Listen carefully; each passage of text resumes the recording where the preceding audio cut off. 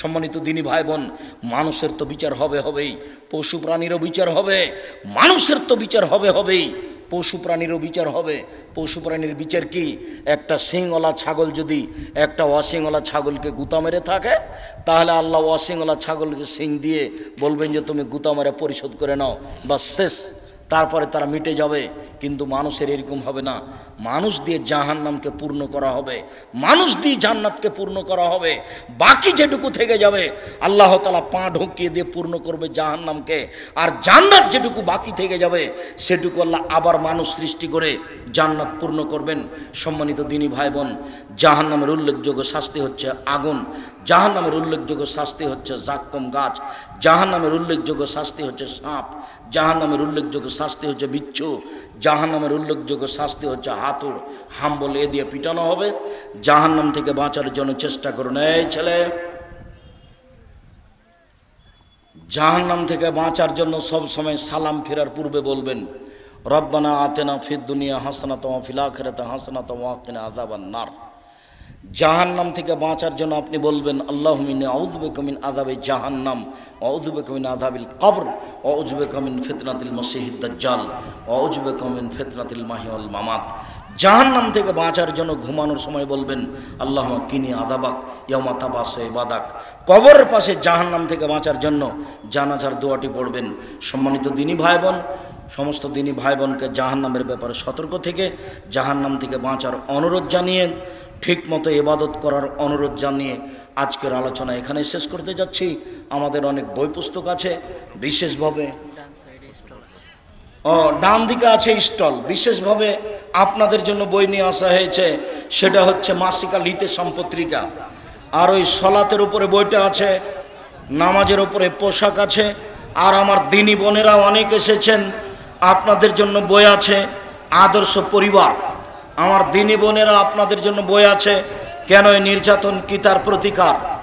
আমার দিনী বোনেরা আপনাদের জন্য বই আছে সম অধিকার নয় মর্যাদা চাই। আপনাদের জন্য বই আছে মমূর্ষ হতে কবর পর্যন্ত। সব বইগুলি স্টেজ থেকে সংগ্রহ করার জন্য আমরা অনুরোধ জানাচ্ছি। ও ক্যালেন্ডার আছে, সকাল সন্ধ্যা যে দোয়াগুলো পড়তে হলে এদের মাথার চুল খোপা বাঁধা অবস্থায় কি অজুতে মাথা মাসা করতে পারবে, সমস্যা নেই। চুলের উপর দিয়ে নিয়ে যাবে, আবার উপর দিয়ে ফিরিয়ে নিয়ে আসবে। সলাত আরম্ভ করলে খোপা খুলে দেওয়া ভালো হবে। মাগরিবের আজানের আগ মুহূর্তে মসজিদে ঢুকে কি তাহিয়াতুল মসজিদের সলাত আদায় করতে হবে? যে কোনো সময়ে সূর্য ডুবুক উঠুক মাথার উপরে থাক, যে কোনো সময় মসজিদে ঢুকলে 2 রাকাত সালাত আদায় করতে হবে, তারপরে বসা। এইটা অনুমতি। আল্লাহর ঘর তো, আমি তো আর বলতে পারছি না সরাসরি যে আমি কি বসবো, এটা তো আমি বলতে পারছি না। তো এটাই অনুমতি যে আপনার ঘরে যে আমি বসতে চাচ্ছি, তখন উনি রাসূলের মাধ্যমে কথা বলেছেন যে 2 রাকাত সালাত আদায় করে বসো।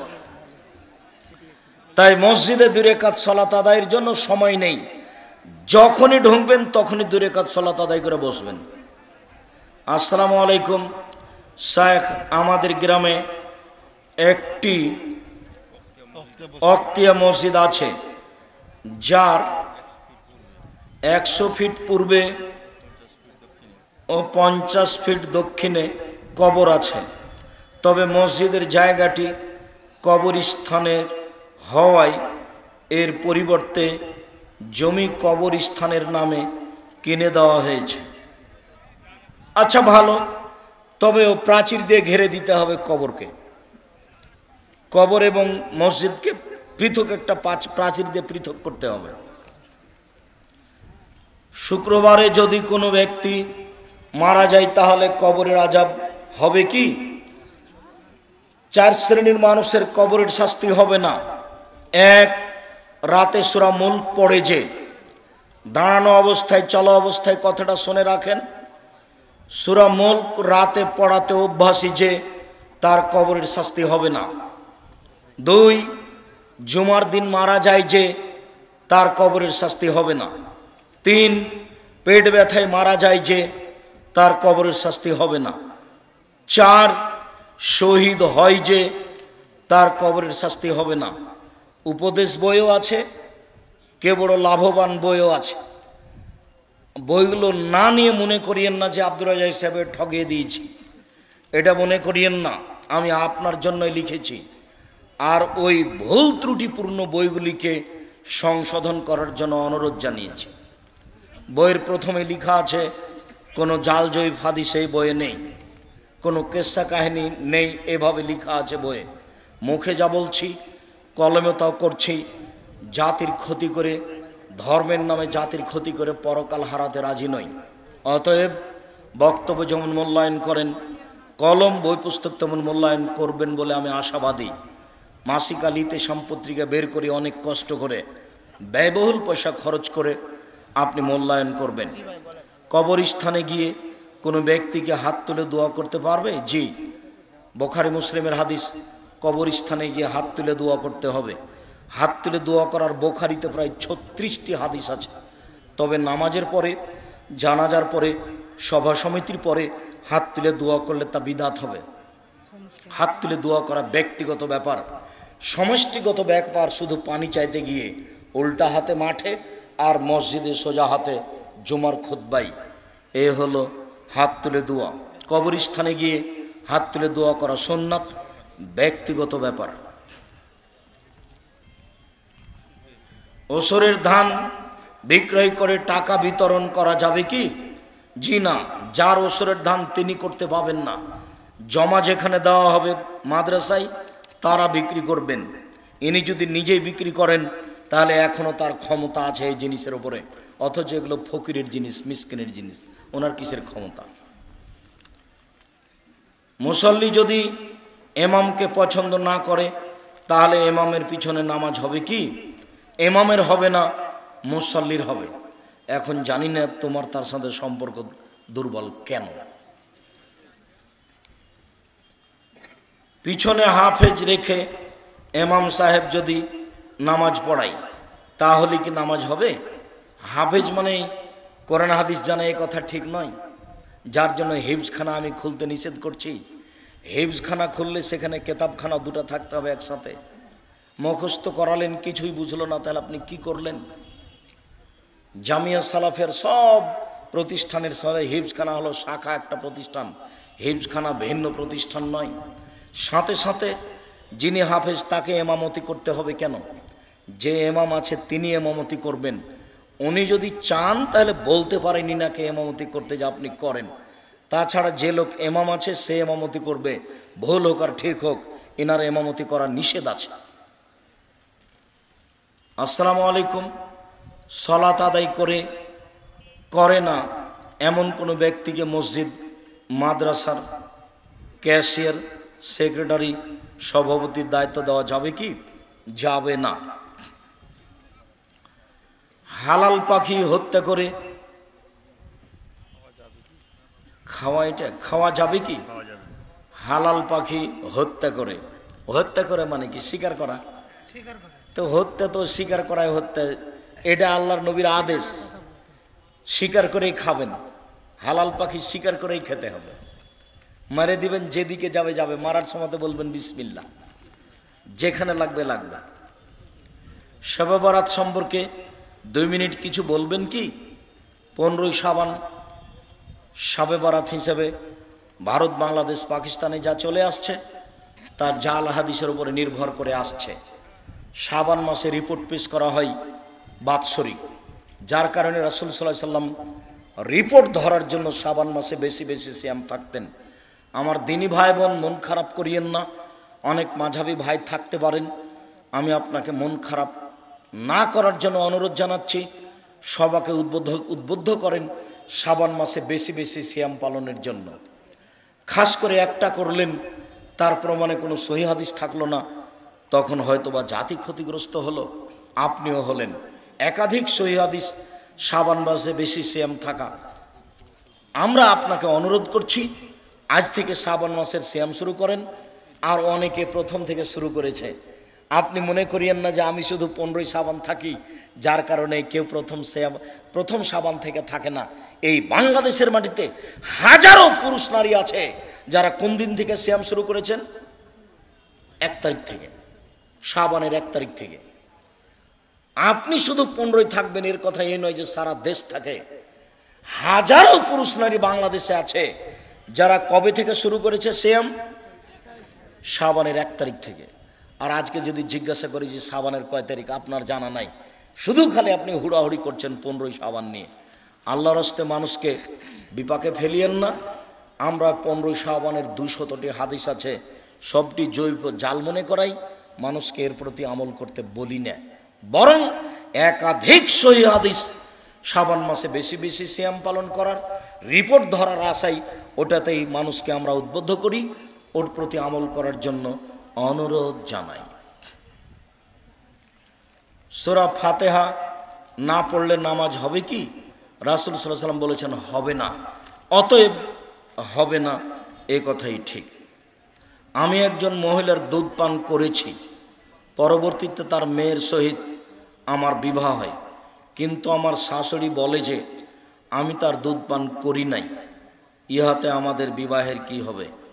তুমি করেছো এটাই প্রমাণ হলে তোমার বিবাহ বাতিল। আজ থেকেই, এই মুহূর্ত থেকে 1 মিনিট সুযোগ নেই। তোমার শাশুড়ির কথা এখানে গ্রহণ হবে না। তোমার সাক্ষী যেটা দিবে সেটাই চূড়ান্ত।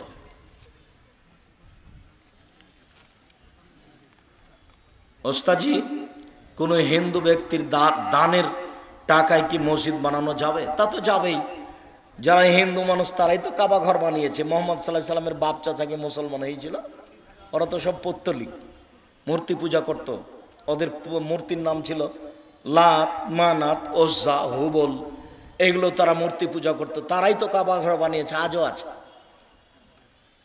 যদিচ হাজ্জাজ ইবনে ইউসুফ আব্দুল্লাহ ইবনে জুবায়ের ভেঙে নতুন করলে, আবার হাজ্জাজ ইবনে ইউসুফ আগের পরিধিতে করেন। হিন্দুদের টাকা মসজিদ লাগাতে কোনো সমস্যা নেই, হিন্দুদের টাকা দিয়ে ইফতার করাতে কোনো সমস্যা নেই। বুখারীতে একটা বাব মাযহাব আছে কাবুল হাদিয়াতুল মুশরিকিন, হিন্দুদের হাদিয়া নেওয়া সম্পর্কে। অতএব হিন্দু দান করুক, আপনারা হিন্দুকে উদ্বুদ্ধ করেন। দান করলে ওর দুনিয়াতে সুবিধা হবে, পরকালে কিছু হবে না। লা ইলাহা ইল্লাল্লাহ না বললে পরকালে কোনো সুযোগ নাই। চাঁপানেওয়াদের ভাষা, জয়ী পাইলাম না আমি তো কাজ করব কি দিয়ে? ধরার তো আমি জয়ী পাই না, জো পেলাম না। তো লা ইলাহা ইল্লাল্লাহ না বললে পরকালের জয়ী হলো না, ওইটা দিয়ে জো শুরু হলো সুযোগ। লা ইলাহা ইল্লাল্লাহ নাই, তখন কোনো সুযোগ নাই। মৃত বাবা মার জন্য সন্তানের করণীয় কি? মুখে দোয়া, আল্লাহ আমার বাপ মাকে ক্ষমা করো। অর্থের দান, আল্লাহ আমার বাপ মার নামে দান করে দিলাম, কবরের শাস্তি বন্ধ করে দাও। তোমার নবী মুহাম্মদ সাল্লাল্লাহু আলাইহি ওয়াসাল্লাম বলেছে। আমি আমার স্ত্রীকে 5 বছর পূর্বে 3 তালাক দেই। এই 5 বছরের মধ্যে অন্য কোথাও তার বিবাহ হয়নি। এখন আমি তাকে পুনরায় বিবাহ করতে চাই। এ অবস্থায় শরিয়া মোতাবেক বিধান জানতে চাই। আপনি তাকে বিবাহ করতে পারবেন না, অন্য কেউ বিবাহ করবে, তার ইচ্ছে মতো কোনো দিন তালাক দিবে, তারপরে আপনি তাকে বিবাহ করবেন। পৃথিবীতে আর নারী নাই, এটাই কেন আপনার মাথায় আসলো?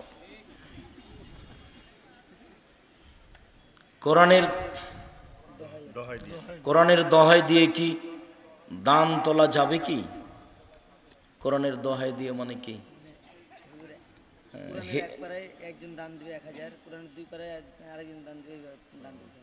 ও, কোরআনের দোহাই দিয়ে 1 পারাতে দান দেবে, এত 2 বের, এর তো নোংরা কথা। ওই কোরআন মাজিদ বিক্রি করে খাওয়া যাবে না, ওইভাবে দান নিতে হবে না। আপনার জায়গাটা সঠিক হলে, আপনার প্রতিষ্ঠানটা সঠিক হলে মানুষকে দান করার জন্য অনুরোধ জানান, মানুষ দান করবে ইনশাআল্লাহ। 1 রাকাত বেতর পড়া যাবে কি? 1 রাকাত বেতরের হাদিসের সংখ্যা অনেক বেশি। 3 রাকাত পড়েন সহিহ হাদিস, 5 রাকাত পড়েন সহিহ হাদিস। মনে কিছু নিয়েন না, যাওয়ার সময় নামাজের উপরে বইটা নিয়ে যান। রাসূল সাল্লাল্লাহু আলাইহি সাল্লামের সালাত বনাম প্রচলিত সালাত, আব্দুর রাজ্জাক বিন ইউসুফ। আমি চেষ্টা চালিয়েছি 3 রাকাত 1 রাকাতের, বিস্তারিত দেওয়া আছে, মূল্যায়ন করেন। 3 রাকাত বেতর পড়েন, হাদিস তো বুখারী মুসলিম। কিন্তু 1 রাকাত চলবে না এটা বলতে হবে না, আপনি আপনারটা করেন। 5 রাকাত বেতর পড়েন, সহিহ হাদিস। ও বেতরে একটা না হবে, 3 রাকাত একটানা, 5 রাকাত একটানা, 5 রাকাতও একটানা, 3 রাকাতও একটানা, আর 1 রাকাতে একটানা হবেই। হুজুর আমার জীবনের প্রথম ইনকাম ছিল হারাম টাকা, কিন্তু সে টাকা দিয়ে আমি অনেক ধন সম্পদের মালিক হয়েছি। তাহলে আমার ধন সম্পদ কি হারাম? জটিল কথা। তুমি এটা বড় অংশ দান করে দাও, আর বাকিটা রাখার জন্য আল্লাহকে বলো যে আমার ভুল ত্রুটি তুমি মাফ করো। অর্ধেক বা 3 ভাগের 1 ভাগ দান করে দাও। এখন এসব অর্থ সম্পদ তো আর তোমাকে ফেলে দিতে বলতে পারি না। এটা তো সম্পদ, তোমার পদ্ধতি ভুল হয়েছে, কান্নাকাটি করো, তওবা করো, একটা বড় পর্যায়ে দান করে দাও। এ ব্যাপারে আপনি কিভাবে বলছেন? রাসূল সাল্লাল্লাহু আলাইহি সাল্লাম বলেছেন, ব্যবসা বাণিজ্যে মিথ্যা কসম চলে আসে, মিথ্যা কথা চলে আসে। আর তেজারাত মাল কিদ ওয়াল হালাফ, ব্যবসা মিথ্যা কথাই হয়ে যায় আর মিথ্যা কসমে হয়ে যায়। ফাসুবহু বিসাদাকা, দান করে ওই মিথ্যাটাকে মিটিয়ে দাও। ভুল পদ্ধতিতে এসেছে, অর্ধেক 3 ভাগের 1 ভাগ দান করে দাও আর আল্লাহর কাছে ক্ষমা চাও। অভাবের কারণে বড় সন্তানের আকিকা দিতে পারিনি, এখন কিছু নেই। 7 দিন পরে আর আকিকা হবে না, 7 দিনের আগে বাচ্চা মারা গেল আকিকা লাগবে না। সহিহ হাদিসের উপরে থাকেন, অযথা বিপদে পড়িয়েন না। ভালো হবে যেটা চলে গেছে তার জন্য আল্লাহকে বলেন, আল্লাহ মাফ করো। মাহফিলের খাবার খেয়ে দান করাকে ইসলাম কতটুকু সমর্থন করে? মাহফিলের খাবার খাবেন কেন? টাকা দিয়ে খান। আমি তো আপনাদের জামিয়া সালাফের একসঙ্গে খাই না, খেলে আমি টাকা দিয়ে দিই। আপনারা জামিয়া সালাফে যে টাকা পয়সা দেন, সেই টাকা পয়সা দিয়ে যা কিছু করেন সেখান থেকে আমি খেলে টাকা দিয়ে দিই। মাহফিলে এসেছেন, খাবেন, টাকা দিয়ে দিবেন।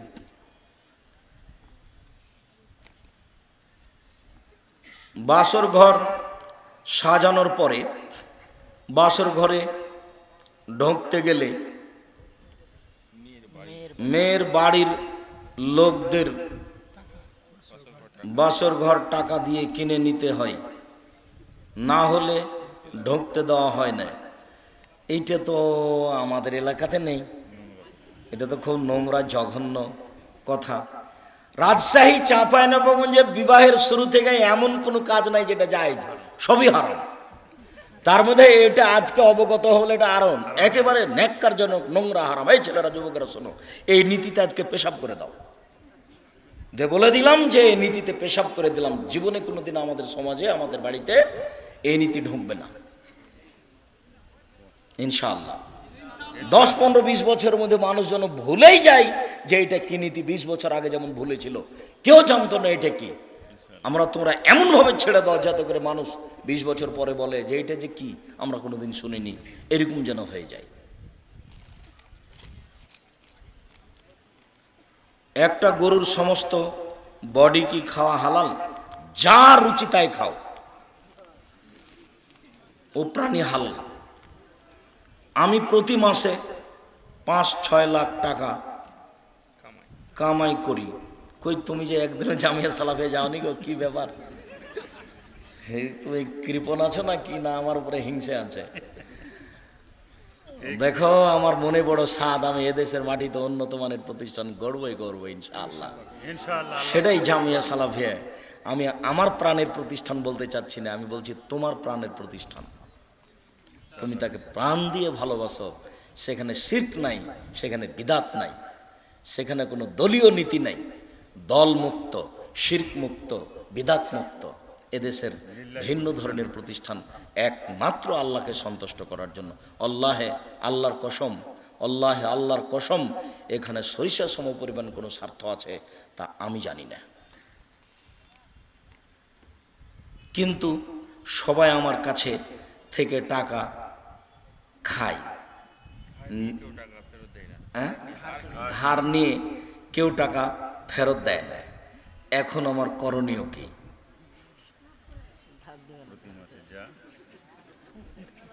দান করলে 1 টাকায় 10 নেকি, আর ধার দিলে 1 টাকায় 18 নেকি। কেন? ধার দিয়েছে মোটা টাকা, যা ঠিক মতো পাওয়া যায় না, যার কারণে এরকম নেকি।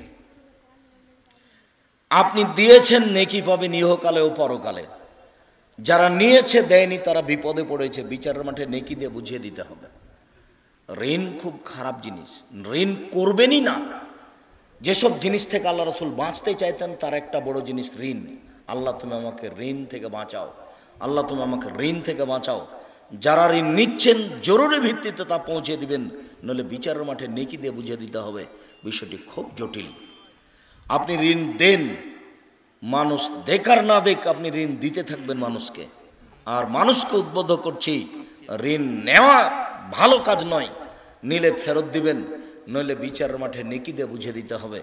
তখন সামান্য কারণে সব নেকি হারিয়ে যাবে। আমাদের বাসা রংপুরে, আমরা 5 জন আপনার সব বক্তব্য শুনি এবং সব অনুসরণ করি, কিন্তু কেউ নামাজ পড়তে পারি না। মৃত ব্যক্তিকে কবরে নামানো এবং রাখার সঠিক নিয়ম কি? মৃত ব্যক্তিকে অজু দিয়ে গোসল দিতে হবে। অজুর পূর্বে পেট টিপে পেশাব পায়খানা বের করা যাবে না, নিষেধ, বিদা।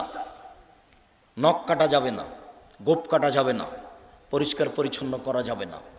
যা আছে এ অবস্থায় অজু দিতে হবে, গোসল দিতে হবে 3 বার 5 বার, সাবধান খুব ভালো করে পানি গরম করে বড়ই পাতা দিয়ে, আর নাহলে সাবান দিয়ে হাত দিয়ে ডলে ভালো করে পরিষ্কার করতে হবে ঝকঝকে করে। তারপরে 3টা কাপড় সাজাতে হবে, মহিলা পুরুষ সবার 3 কাপড়। লাশটা উঠিয়ে দিয়ে ডান দিকের কাপড় উঠিয়ে, বাম দিকের কাপড় উঠিয়ে জানাজার পূর্বে কোনো বক্তব্য চলবে না। চেয়ারম্যান একটা, মেম্বার একটা, এমপি একটা, অমুক অমুক, এভাবে কোনো বক্তব্য চলবে না। অতিরিক্ত যে কর্জের ঋণের কথা 2-1টা বাক্য এরকম হতে পারে। তারপরে যেদিকে পা থাকে সেদিক থেকে লাশটা নামাতে হবে। তাহলে কোন দিক থেকে হলো? দক্ষিণ দিক থেকে। ওই প্লেসে কবর সাজাতে হবে। নিরুপায় হয়ে ডান দিক থেকে এক পাশ থেকে নামিয়ে দিতে হবে। এটা শরীয়ত বিরোধী আমল। সহিহ হাদিস, যেদিকে পা থাকে সেদিক থেকে নামাতে হবে। বিসমিল্লাহ আলা মিল্লাতি রাসূলিল্লাহ সাল্লাল্লাহু আলাইহি ওয়াসাল্লাম। পুরো ডান কাতে, একবারে পুরো লাশটাকে কবরের ওয়ালের সাথে লাগিয়ে দিয়ে ডান কাতে রাখতে হবে, মুখটা নয়, পুরো ডান কাতে। ঘুমানো যেমন, কবরে রাখা তেমন। মৃত ব্যক্তিকে কবরে